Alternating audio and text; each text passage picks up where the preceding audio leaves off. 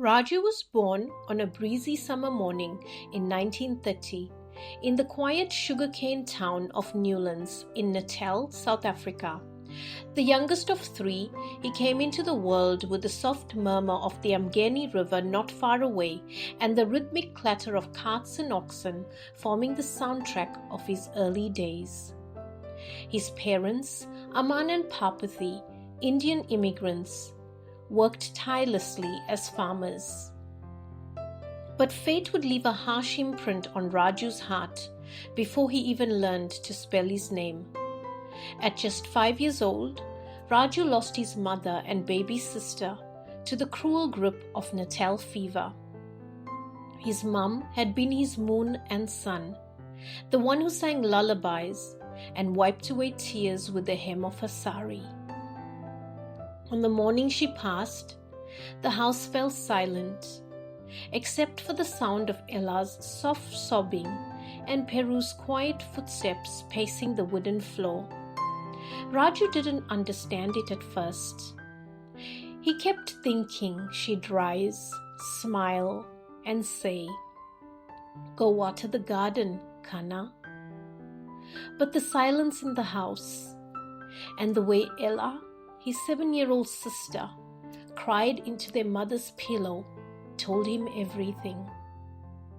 His older brother Peru, just 9, tried to hide his own tears, standing by the doorway like a sentinel. Ella, at only 7, tried to be the mother. She would wrap Raju's feet in old rags when it was cold, whispering stories about their mother's love. Peru, who was 9, tried to be the man. But the nights were long and the pain was always close. After their mother's death, food became a luxury. The 3 of them, Raju, Ella, and Peru, sat beneath the jackfruit tree one afternoon with 1 can of tuna and half a loaf of bread. Ella carefully divided the tuna into 3 equal parts, laying each on a slice of dry bread. They ate slowly, as though stretching time itself. "We'll be all right," Peru said, more to himself than the others. Raju nodded silently. He was hungry, but more than that, he missed Amma. A few years later, their father remarried. Their new mother, Chitti, was kind. More children came, half-siblings who never felt like half to Raju.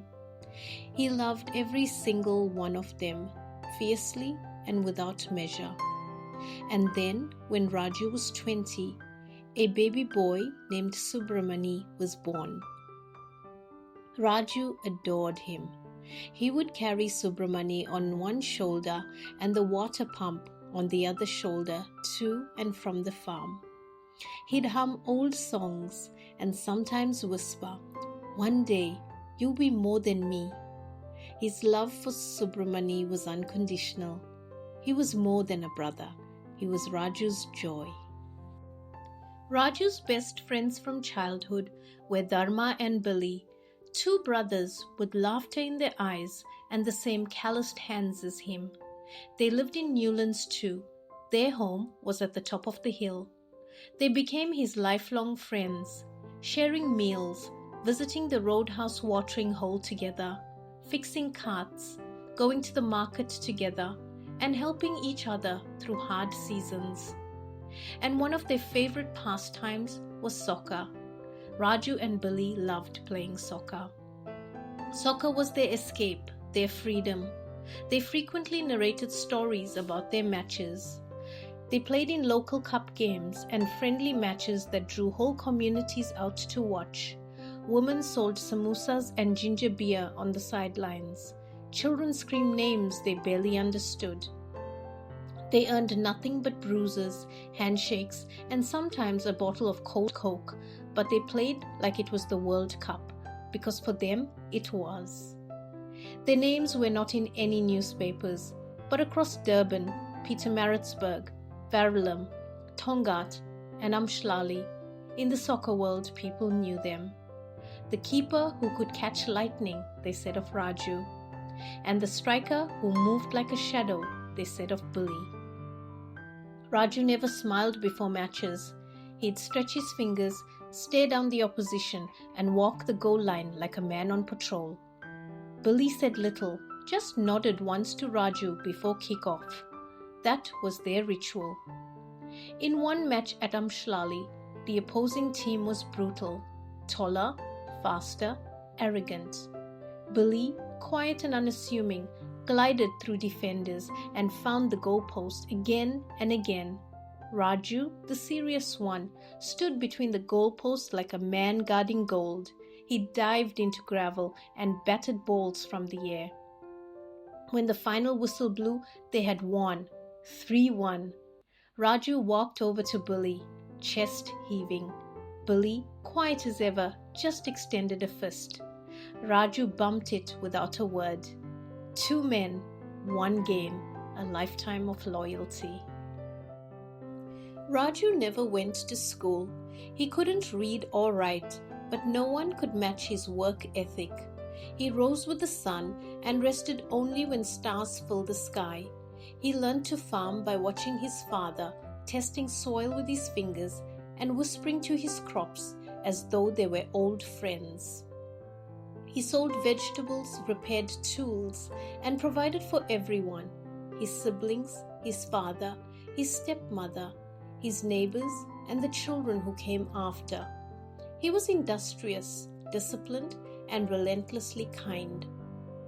He lived by one principle, a saying he repeated more than his own name: nothing for Mahala, which means nothing for nothing.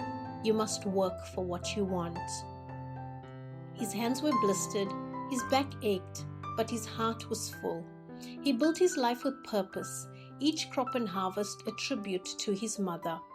On Saturdays, Raju used to take the workers to Kasim's at Kalok to buy groceries. For Christmas, they received hampers, including a sheep or 2.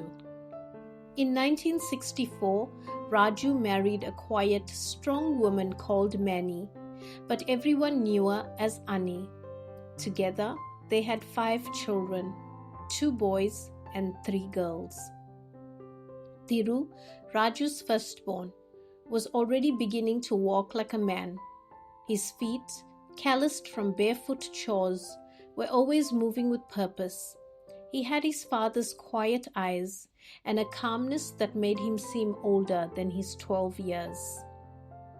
That morning, Thiru was fixing the latch on the chicken coop, brow furrowed in deep concentration. "You're becoming more like me every day," Raju said, sipping his tea. Thiru didn't look up. "Chickens get out too easily, Dada. Then we don't get eggs. Then we have to buy." Raju smiled. Practical and precise, just like his father. Siva, the second born and 10 years old, was curious, caring, and full of questions. She sat on a woven mat nearby, plaiting her little sister's hair, her own long braid swaying as she worked. "Dada," she called out, "when you were my age, did you have shoes?" Raju paused, then smiled. "Shoes? No, Kana. We ran through the cane barefoot, cut our feet, and kept going. That was our childhood." Siva frowned. "That's not fair. I'll save money and buy you shoes now." Her words caught Raju off guard. He turned his face slightly to hide the wetness in his eyes. Mahen, the 8-year-old with wild curls and endless energy, was digging in the sand near the water drum with a tin cup and broken spoon. "Dada, I'm making a dam," he shouted, slapping wet mud into a crooked ditch. "Oh, really?" Raju said, walking over. "Then where's the borehole?" Mahen looked up, puzzled. Raju knelt beside him and drew a circle with his finger. "This here?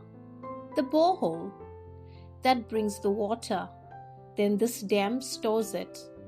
That's how we make the land grow." You want to be a farmer, Mahen? Mahen nodded vigorously. Then build it again, stronger this time. Mahen got back to work with even more intensity, mumbling to himself, "Must make it strong."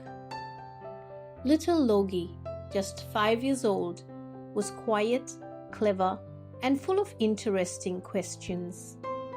She once asked Raju why the moon followed their house. Another time, she tried to bury a broken toy car to see if it will grow more. Raju, amused and touched, turned every question into a lesson.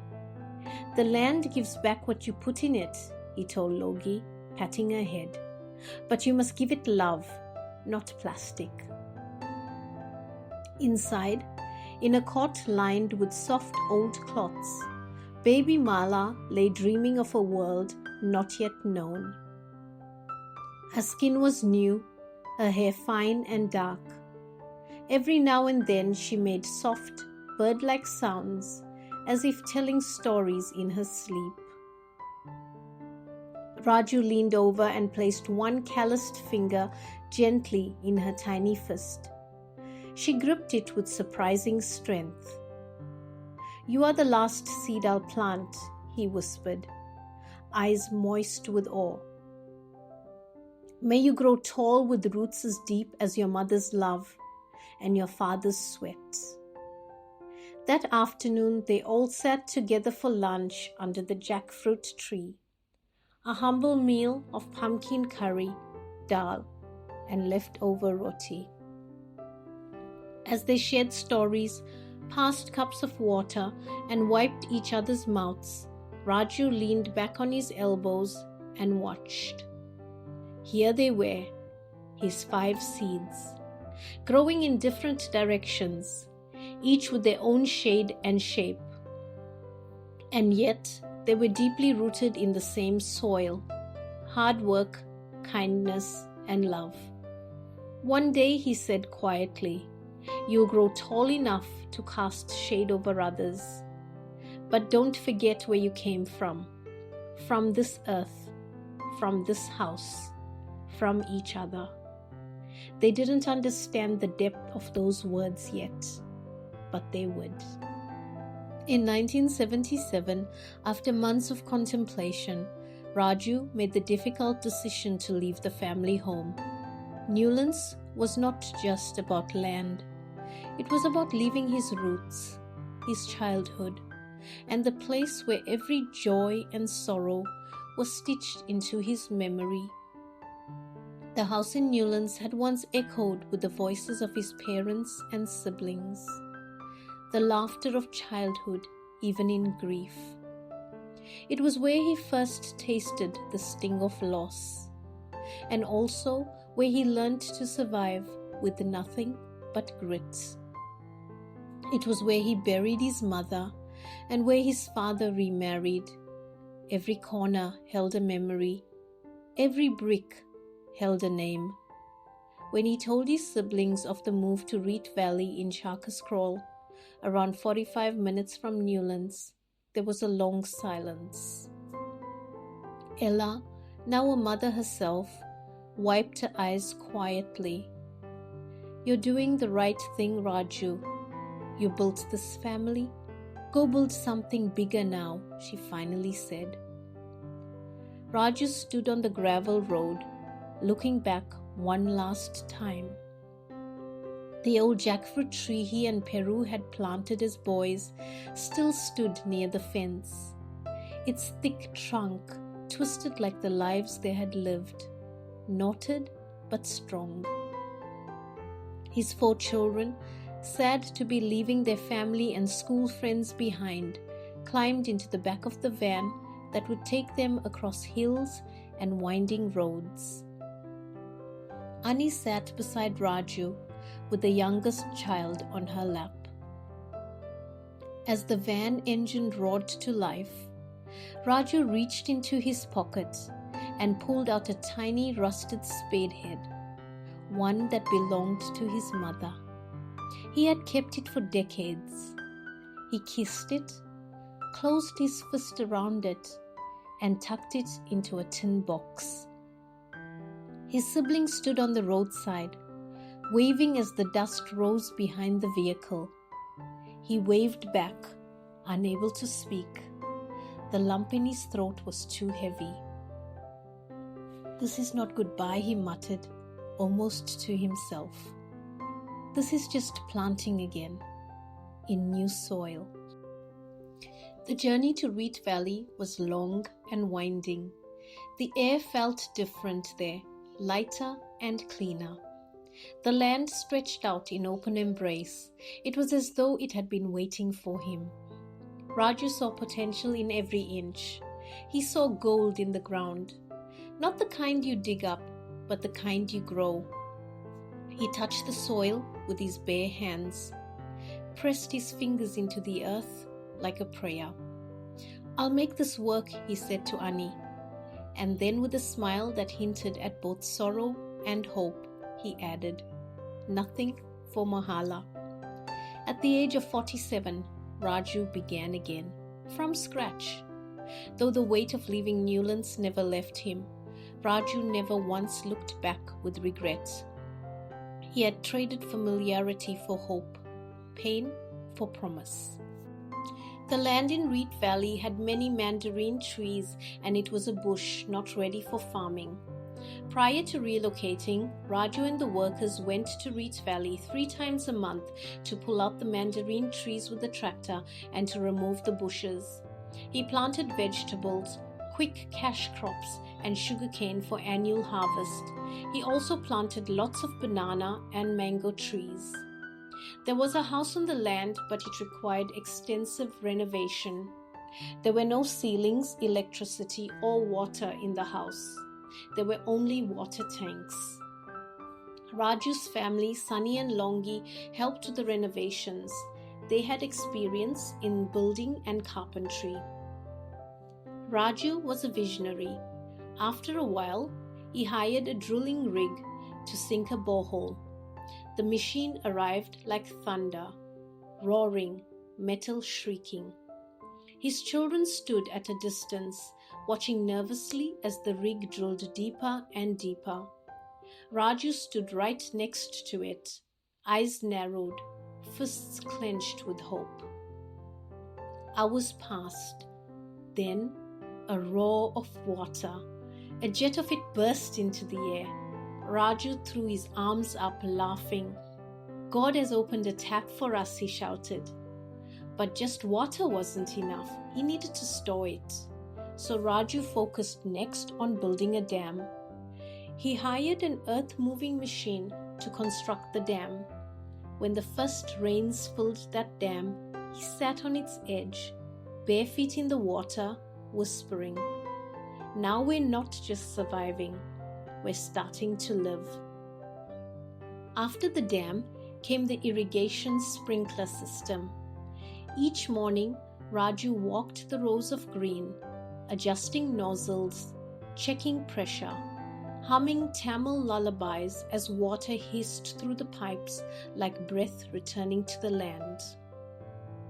As time went on, Raju focused on other vegetables like Chinese cabbage and long white radish, uncommon crops in the region, but ones Raju knew had high value and would sell well. The cabbages bloomed like bouquets, layered and green. The radishes stretched long and pale, crisp under the soil, their skin cool to the touch. He nurtured them like children, picking off pests by hand, feeding them compost he made from plant matter.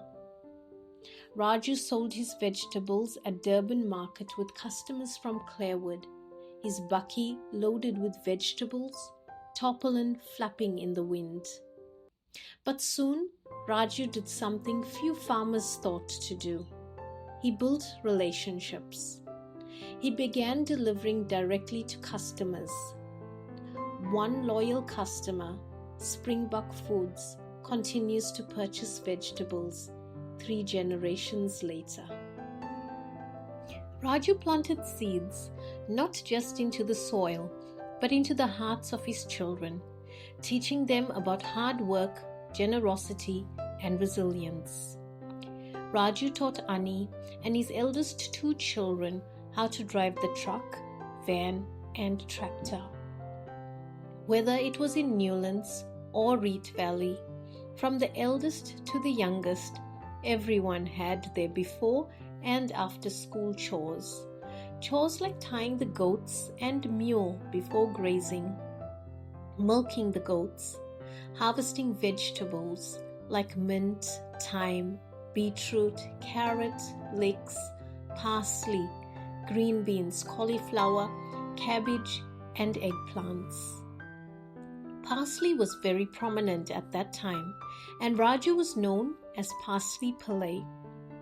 On the weekends, chores continued, including one of their least favorite, pulling strings from the sacks, which was used to tie the vegetables.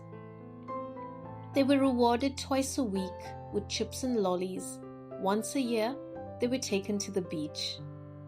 One of their fondest memories was the expo excursion with the extended family. They spent their school holidays working too. Raju believed in keeping his children busy so they didn't get into mischief. It worked. They all turned out well. His dream was clear. He wanted more for them. He would stare across the ocean, speaking of Australia like it was heaven itself.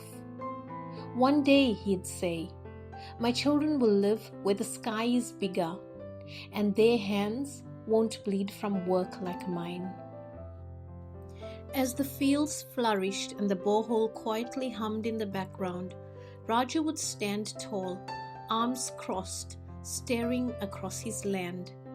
His children sometimes teased him, "Dada, you're looking like a king." But he wasn't thinking of pride. He was thinking of how a boy who once shared a can of tuna now fed families with what he grew from the earth. "Nothing for Mahala," he'd say as he rinsed a radish, handing it to his son. "You want something good, you work for it." In 1991, Raju fell ill. It was a slow decline. His strong body withered, but his spirit never did. He died at the age of 61. He never stopped farming until the very end, because in every seed he saw hope. In every sunrise, he remembered his mother. And in every lesson he passed on, he whispered, "Nothing for Mahala." He left behind more than memories. In that quiet valley, among fruit trees and freshly dug rows of vegetables, he built not just a home, but a legacy. A legacy of sacrifice, love, generosity, and dignity. I hope you enjoyed episode 4 about my father, Aman's son who continued his legacy.